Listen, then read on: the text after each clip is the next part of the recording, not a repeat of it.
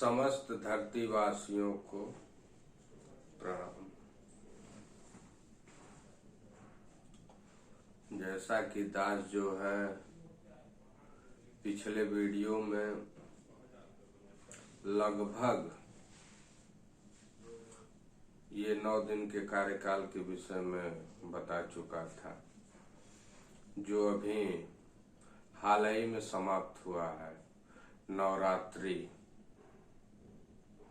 जिसमें हम 9 दिनों तक ईश्वर को याद किए, उसकी आराधना किए, देवी रूप में किए, एक माँ के रूप में किए। फिर उसके बाद हम 10वें दिन से 10वां दिन जो है, इस नवरात्र में जो 10वां दिन आता है, जिसे कहा जाता है विजयदशमी, दशहरा। एक नवरात्रि स्टार्टिंग में जब हमारा सनातन धर्म के अनुसार जब महीना स्टार्ट होता है चैत का, तो एक नवरात्र उसमें पड़ता है जिसमें प्रभु श्री राम का जन्म हुआ है। उसके बाद ये दूसरा नवरात्र है। इसमें प्रभु श्री राम ने धर्म अनुसार अधर्म पर विजय प्राप्त किए, और 10वें दिन जिस रावण को हम जला रहे हैं, उसे हर साल एक परंपरा, एक प्रक्रिया, ये भी एक टेस्टिंग किट का हिस्सा है कि हम उस मैदान में जाएं। मैदान अर्थात मैं का दान, जहां मैं का दान किया जाए और अपने अंदर रूपी रावण को वहीं समाप्त करें, ताकि राम अपने अधिकार को प्राप्त करें। क्योंकि हर घट में जो राम विराजमान है, थोड़ी सी अज्ञानता के कारण सारी समस्याएं बनी हुई हैं। क्योंकि ज्ञान और शिक्षा, आज के समाज में लोग शिक्षित हैं, आईएएस हैं, बड़े बड़े साइंटिस्ट हैं, लेकिन इस परम पिता के ज्ञान से कोसों दूर है। जो सबसे करीब है, जिससे सारे सिस्टम चल रहे हैं, जिसमें सारी चीजें, जैसे जल के अंदर मछली है, उसी प्रकार ये संसार उसी परमात्मा का है, उसके अंदर हम भी हैं। इसका कनेक्शन जब हट जाता है तो ये शरीर किसी काम की नहीं रहती। फिर इसे डेड बॉडी, लाश का नाम दे दिया जाता है।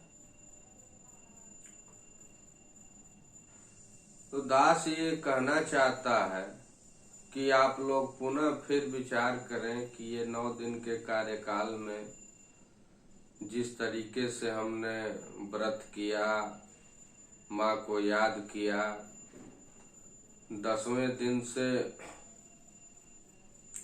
जिस चीज के विषय में हम बचपन से पढ़ भी रहे हैं कि हमें हर जीवों पर दया करना है, फिर भी जो है हम जीव की हत्या अपने आंखों से देख रहे हैं।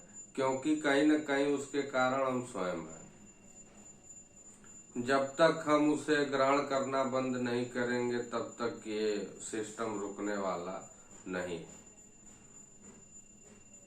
और बहुत फर्क है, जो चीज हमें ईश्वर ने खाने के लिए बनाया और जो चीज अपने सिस्टम के लिए बनाया। अपने सिस्टम अर्थात जितने जीव जंतु हैं सबका कुछ न कुछ इस धरती पे रोल निर्धारित है कि किसको क्या कार्य करना है। उसी प्रकार ईश्वर ने हर एक जीव जंतु को कार्य दे रखे हैं और वो अपना कार्य भली भांति करते हैं। तो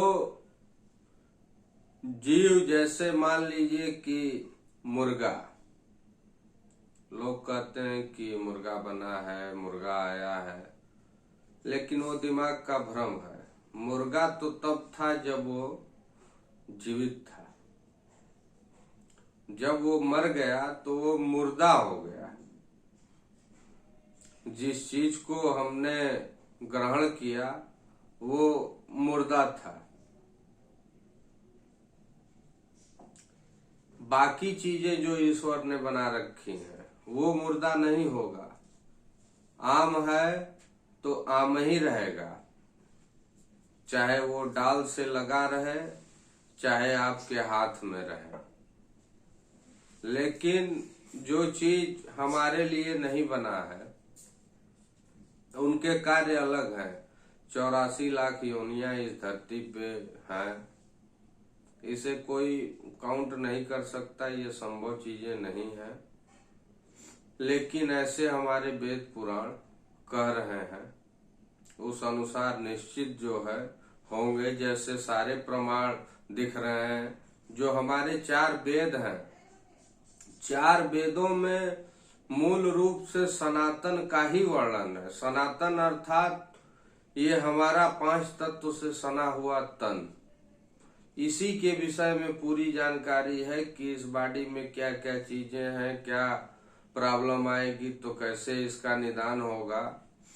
जिससे आज जितने भी चिकित्सक रूप से खोज किए गए हैं वो सारे हमारे वेदों का ही देन है।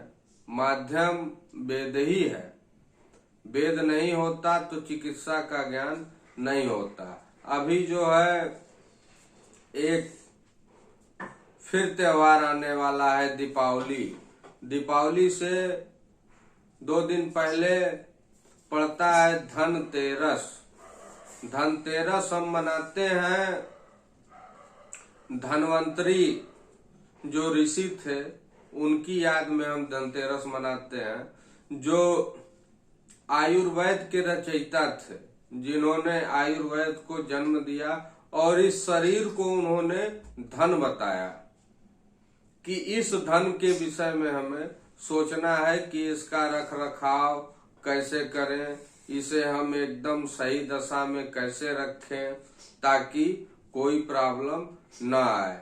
लेकिन हम आडंबर की चीजों में फंस जाते हैं। हम धनतेरस के दिन कोई बर्तन खरीदता है, कोई गाड़ी खरीदता है, यानी शुद्ध रूप से भ्रमित हो चुके हैं हम। आप जो है कैलेंडर खोल कर देखिए, डिटेल उसके विषय में पढ़िए। उस दिन धनवंतरी जी का जन्मदिन है, उसी के उपलक्ष्य में धनतेरस जो है मनाया जाता है। और उन्होंने इस शरीर को धन बताया और कहीं न कहीं हम व्यर्थ चीजों में फंस जा रहे हैं।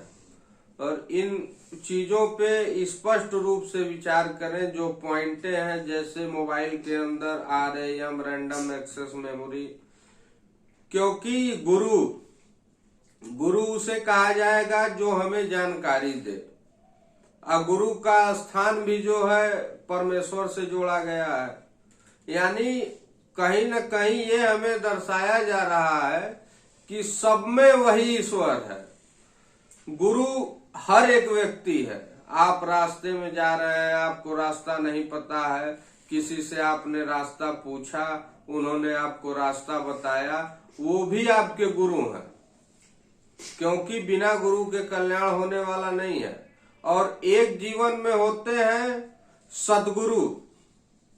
तो गुरु और सदगुरु में फर्क है। गुरु हमें संसार के विषय में बताते हैं, इस जगत के विषय में बताते हैं कि इस जगत में क्या है, कैसे हमें इनकम करना है, कैसे नौकरी करनी है, सारी चीजें। और एक है हमारे सदगुरु जो इस जगदीश से हमें मिलाते हैं, ईश्वर से हमें मिलाते हैं। तो दोनों में फर्क है। गुरु तो सब है, कोई ऐसा नहीं जो गुरु नहीं है, क्योंकि सबको किसी न किसी को सलाह देना है, किसी न किसी को जानकारी देनी है। उसी प्रकार ये मोबाइल फोन, ये भी एक बहुत बड़ा गुरु है। इसी कारण इसमें एक प्रमाण है, जैसे हमारे अंदर तो सारी चीजें हैं, उसे वेदों के द्वारा जाना जा सकता है। उसी प्रकार इस मोबाइल के अंदर स्पष्ट रूप से राम दिखाई दे रहे हैं, और उसका जगह एक सीमित अवस्था में होता है। जैसे राम है, 4 GB राम है तो 64 GB रोम है। उसी प्रकार काया के अंदर। तो आप लोग इन चीजों पर विचार करें, ध्यान दें, और जब तक जो है हम इन चीजों को नहीं समझेंगे, हमारे पे समस्याएं आती रहेंगी। हमें भी सर्दी जुकाम बुखार हो गया है, ये धारा 144 ये लगती रहेगी जब तक हम गलतियां करते रहेंगे। बड़ी गलती करेंगे, बड़ी सजा मिलेगी, क्योंकि ईश्वर जो है किसी को छोड़ने वाला नहीं है। क्योंकि स्पष्ट महापुरुषों ने लिख दिया है कि कर्म ही सब कुछ, कर्म प्रधान विश्व रचि राखा, जो जस करहीं तो तस फल चाखा। जैसा हम कर्म करेंगे वैसा ही हमें फल मिलेगा। जैसे बहुत खजाना भरा हुआ है, लेकिन चखना जब है, जवान के पास जो जा रहा है वो केवल टेबलेट, दवा, उल्टी सीधी चीजें, यानी कहीं न कहीं हम प्रताड़ित हो रहे हैं। तो जैसा हम कर्म करेंगे उस रूप से फल मिलेगा, और उसी रूप से उसका टेस्ट भी मिलेगा, क्योंकि फल में सारी चीजें आ जाती हैं। आराम भी फल है कि हमें सुकून, जहाँ गए सुकून मिला।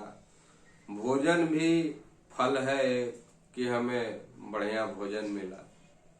तो इन चीजों पे विचार करें, ध्यान दें। बाकी इन्हीं शब्दों से आपसे इजाजत चाहेगा दास। समस्त धरतीवासियों को प्रणाम।